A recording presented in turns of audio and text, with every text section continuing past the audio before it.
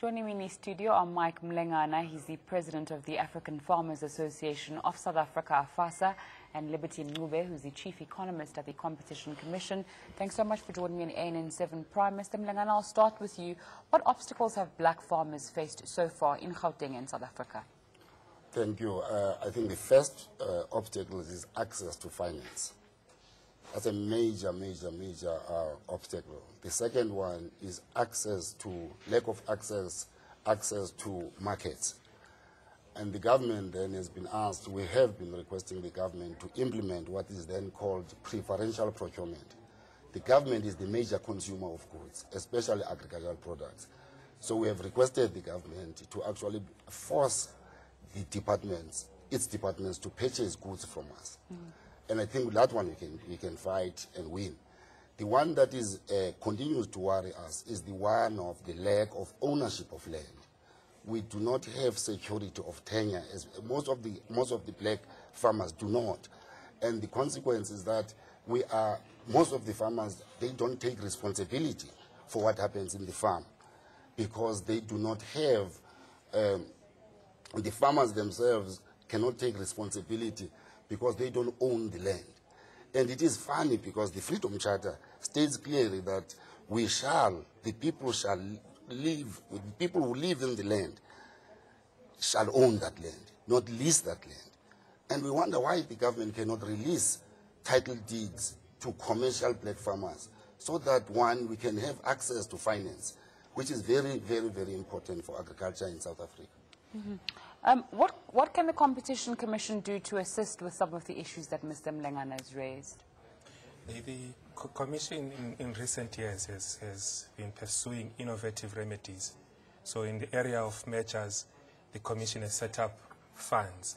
You'd recall in the Massmart Walmart merger, a supplier development fund was set up to assist emerging farmers and emerging small businesses to come into the market. This was also done in the Pioneer settlement, where another agro-processing fund was set up to allow emerging small businesses to set up mills. The movement towards setting up innovative remedies that are aimed at restoring competition allows the Commission to open up the markets and therefore bring in many other players to the market who then can effectively compete, and that is what the Commission is seeking to do more and more. In other areas, the Commission has also blocked anti-competitive measures so that the benefits in terms of rivalry are preserved. How much of anti-competitive behavior do we see, not just in the agro-processing, but in the general business market in South Africa, and what do you do and how do you find it, perhaps? Our trends illustrate that there's a lot of anti-competitive business practices that have been that we've uncovered in recent past, and I think there's perhaps even more to be uncovered. In agro-processing, in particular, we've seen cartels that have raised prices and allocated markets. So cartels in bread, cartels in maize meal, cartels in flour, cartels even in the procurement of raw milk. We've seen also abuse of dominance, sometimes exclusionary practices by dominant regional players to exclude other smaller entrants from the market. This cuts across the entire economy in South Africa, and the primary reason is that in every given sector, you either have an oligopoly or a monopoly supplier, and that lends itself to either abuse of dominance or coordinated conduct, collusive conduct. We've discovered a lot of, you'd recall in construction, there was a cartel. I've spoken about food and agro-processing, but the list of sectors where we've discovered cartels is large. And that is largely a structural feature of our markets, that you have 3 or 4 players who, through first wanting to have a quiet life, are not competing effectively because the benefits for directors are much more guaranteed. Mr. Mlengana, I'm going to come to you. You were talking about the issue of land and how black farmers don't have access to land. Premier is saying perhaps looking at a way of ensuring that black owners don't just lease land, they own it. What effect will this have on the black farming community? Thank you. I think that one will encourage responsibility. The farmer will now become responsible for the land which he owns. That's the most important one. But the second important issue is that you can now use the land as a collateral for inputs. So the banks can actually borrow money, and that allows the sector to become vibrant and grow. And I think those two impacts are very, very important.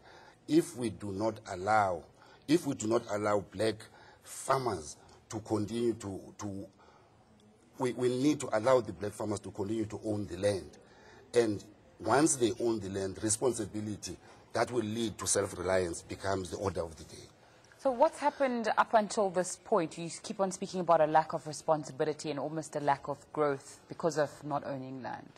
Well, there are farms, for example, that are lying bare and people are not utilizing them because they do not have money. And those farms, government is given to those farmers, and those farmers are struggling as we talk right now. So the impact of not owning land through security of tenure has actually encouraged farmers to be responsible because they say, this is not my land. And we are saying as an organization, let us try to find means of assisting those farmers. There's a perception when people talk about land restitution, people bring up examples like this and say, maybe black people aren't predisposed to farming, maybe black people should just be consumers. Is what you're saying reiterating that point? Not at all, not at all. Let's take Brazil, for example. The Prime Minister of Brazil, Mr. Lula, immediately implemented preferential procurement, which was the state was going to buy goods and products from black farmers. Once they have done that, in 5 years' time, those black farmers in Brazil, those smallholder farmers, were competing internationally. They almost shut Rainbow in South Africa, for example, dumping up chicken. So the state's assistance will also ensure there is food security. Okay. We are much more communal than white commercial farmers. We are not going to export goods when in fact my neighbor is hungry. We are going to ensure that first and foremost there is enough food to eradicate poverty, and we also create employment so that there is more consumption of these goods before we can export. So there is therefore a farmer in the black community, not only a consumer. The notion of preferential procurement in order to ensure that black farmers come up to a certain level and the scales are balanced out, how will the Competition Commission balance that out versus perhaps people saying, no, you can't give preferential procurement to people based on the color of their skin? Fortunately, the Competition Act allows for preferential treatment in terms of public interest clauses. Okay. So what can happen is farmers can come together and say, because they are black, they can be exempted from competition law for them to be effective competitors. Alternatively, small businesses can also come together and perhaps engage in a prohibited practice, but seek an exemption so that they can become effective competitors.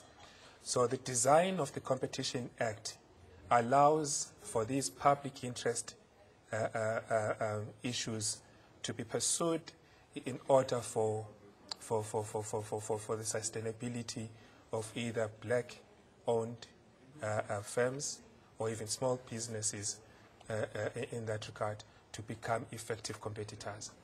So the Competition Commission has, in recent past, granted exemptions on the basis of either being small or being a black-owned firm.